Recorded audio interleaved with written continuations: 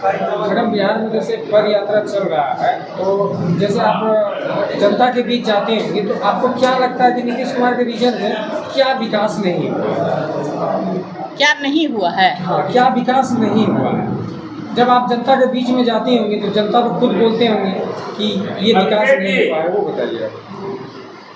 सबसे पहले तो आपको, आपके चैनल को देखने वाले सभी जो आम जनता है, सभी को मेरा नमस्कार। और जो आपने कहा कि क्या नहीं हुआ है, अगर सच मामले में कहा जाए, सत्य अगर कहिए हमको बोलने के लिए, तो जो भी कार्यक्रम है वह धरातल पर कुछ भी नहीं। चाहे वो नल जल योजना हो, 7 निश्चय के अंतर्गत जो भी बातें कही गई वो भी कहीं नहीं हुई है। ठीक है, नली गली योजना, नल जल योजना बस सिर्फ खाना पूर्ति है। 10% भी नल जल योजना कार्यरत नहीं है। आप नियम बना दिए, आपने सारा पैसा जनता का उसमें लगाया, लेकिन उसका मॉनिटरिंग सही से नहीं हुआ, जिसके कारण की ये गति। अच्छा, क्या लगता है कि जन सुराज आने के बाद जनता का ये परेशानी दूर हो जाएगा? बिल्कुल बिल्कुल दूर होगा, क्योंकि हम लोग जनता से जुड़े हुए लोग हैं। और ये जो पार्टी है जन सुराज, ये जनता का बनाया हुआ पार्टी है, जनता के लिए पार्टी है। लोकतंत्र का सही मतलब अगर कहा जाए तो वो जन सुराज पार्टी में। अच्छा, महिला का क्या भागीदारी है जन सुराज में? जब बिहार की बात करूं तो अभी बिहार का चुनाव आने वाला है और यहाँ 40 लोकसभा सीट हैं। प्रत्येक लोकसभा सीट से कम एक महिला उम्मीदवार जरूर होगी विधानसभा से कम। ये मैं नहीं कह रही कि 40 ही होगी, हो सकता है 45 भी हो जाए। कहीं किसी लोकसभा में अगर 2 महिलाएं उस लायक हैं, विधानसभा में जाने लायक, तो जरूर उनको भी टिकट मिलेगा। महिलाओं के लिए बहुत सारा योजना सरकार लाई है, लेकिन आपको क्या लगता है कि अभी भी क्या महिला के लिए बाकी रह गया जो कि और आगे हो सके? आप बोले महिलाओं के लिए योजनाएं आई हैं, कौन सी योजनाएं महिलाओं के लिए आई हैं? सरकार बोलती है कि तरह का योजना महिलाओं के लिए दिए हैं। वो तो नाम, महिलाओं के नाम पर जो खेल हो रहा है। अभी वर्तमान की मैं बात करूं, अभी महिला संवाद कार्यक्रम चल रहा है, लगभग 250 करोड़ रुपये उसमें लगाए जा रहे हैं। जनता का पैसा 250 करोड़, अगर उससे कुछ योजनाएं बन जाती, कहीं पर फैक्ट्री लग जाती, किसी जैसे अभी विवाह भवन कहीं नहीं है, जो अभी घोषणा की जा रही है कि विवाह भवन बनेगा, तो ये किसके कहने पर हो रहा है? शराबबंदी के नाम पर जो लूट खसोट चल रहा है, शराब बंद है कहीं क्या? तो महिलाओं के नाम पर सिर्फ और सिर्फ लूट।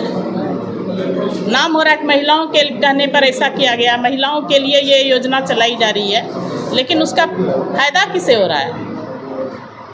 प्रशांत किशोर जी, महिलाओं के लिए विशेष रूप में क्या करना चाहते हैं? जब उनकी सरकार बनेगी तो वो महिलाओं के लिए क्या करेगी? महिलाओं के लिए सबसे पहले जो हमारी महिला बहनें हैं, उनके लिए रोजगार की व्यवस्था की जाएगी। चाहे वो उसको लोन दे करके प्रोत्साहित की जाए, या फिर उसको किसी लघु उद्योग से जोड़ा जाए, उनको काम करने के लिए प्रेरित किया जाएगा। और सबसे पहले उसके शिक्षा की भी व्यवस्था होगी, लड़कियों की शिक्षा पर, क्योंकि अभी शिक्षा के नाम पर खिचड़ी बट रही है स्कूलों में। और जब आपके बच्चों का भविष्य ही नहीं बन पाएगा, उसके सही शिक्षा ही नहीं मिल पाएगा, तो आप समझ सकते हैं कि आप उसके भरोसे कैसे रह सकते हैं। सही शिक्षा, गुणवत्तापूर्ण शिक्षा मिले, इसकी व्यवस्था की जाएगी और महिलाओं को भी आगे लाया जाएगा रोजी रोजगार से जोड़ करके। प्रशांत किशोर जी बोल रहे हैं कि पलायन बढ़ाया जाएगा, तो क्या उसके लिए प्रशांत किशोर जी जब आएंगे तो क्या करेंगे? पलायन को रोकने के लिए, जो पलायन किस किस चीज़ का हो रहा है, आपको पहले मैं बता दूं कि पलायन यहाँ पर उच्च शिक्षा के लिए, तकनीकी शिक्षा के लिए युवाओं का हो रहा है, जो पढ़े लिखे हैं, और जो ज़्यादा पढ़ लिख नहीं पाए वो मजदूरी के लिए, रोजी रोजगार के लिए पलायन कर रहे हैं। साथ ही हमारे यहाँ से पूंजी का भी पलायन हो रहा है। इन तीनों पलायन को रोका जाएगा।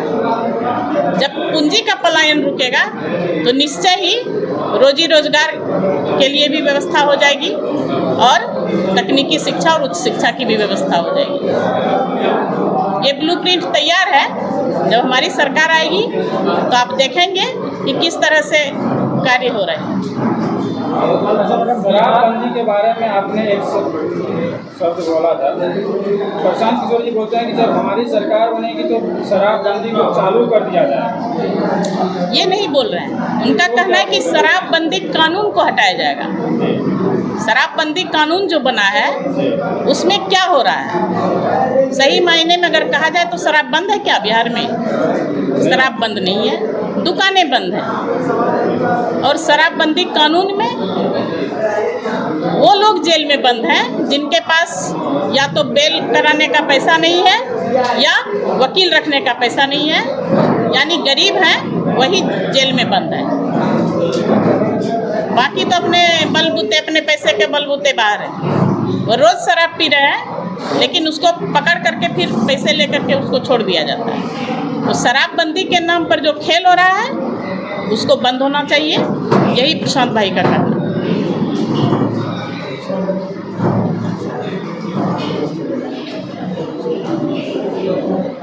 हम बताएंगे कि जनस्वराज का जो पद यात्रा चल रहे थे उसमें ऐसा क्या कठिनाई हुआ जो कि उससे कुछ आप लोगों को सीख मिला है कि ये जो चेंज होना है? पद यात्रा तो अभी भी चल रही है।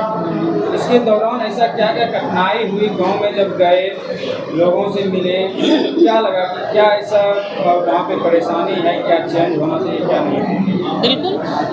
जब 2022 में पदयात्रा शुरू हुई हमारे जनस्वराज के अभियान के सूत्रधार प्रशांत किशोर जी के द्वारा, तो उन्होंने यह देखने के लिए ही पदयात्रा शुरू की कि सुशासन की सरकार जो कही जा रही है तो इस सुशासन की सरकार में जनता कितनी खुश है। और जब उन्होंने पदयात्रा शुरू किया और आम जनता से जाके मिले तो उन्होंने वहाँ की कठिनाइयों को देखा और उनसे बातचीत करने के बाद उन लोगों ने यही कहा कि हमारे लिए कोई नहीं है, गरीब गुरबों के लिए कोई नहीं है। प्रखंडों में भ्रष्टाचार व्याप्त है। सरकार के द्वारा जो भी योजनाएं आती हैं उसको भ्रष्ट अधिकारी मिल करके खत्म कर देते हैं और योजनाएं धरातल पर सही ढंग से नहीं पहुंच पाती। इसके लिए सरकार की जो व्यवस्था है उसमें परिवर्तन होना चाहिए और उसी व्यवस्था परिवर्तन के लिए हम लोग सभी सामूहिक प्रयास कर रहे हैं। और बिहार की व्यवस्था परिवर्तन कैसे हो, बिहार कैसे उत्थान करे, उसके लिए हम सभी जनसुराजी साथी मिलकर कार्य कर रहे हैं। सामूहिक प्रयास से बिहार की व्यवस्था को बदलेंगे। मेरा नाम सुजाता वैद्य है। मैं जनसुराज में राज्य कोर कमेटी की सदस्य हूँ और 2006 से राजनीति में हूँ। 2006 से मुखिया रही, उसके बाद पंचायत समिति जीतकर उप प्रमुख अमरपुर रही और वर्तमान में मैं अभी जिला पार्षद हूँ अमरपुर दक्षिणी क्षेत्र से और भावी प्रत्याशी हूँ अमरपुर की।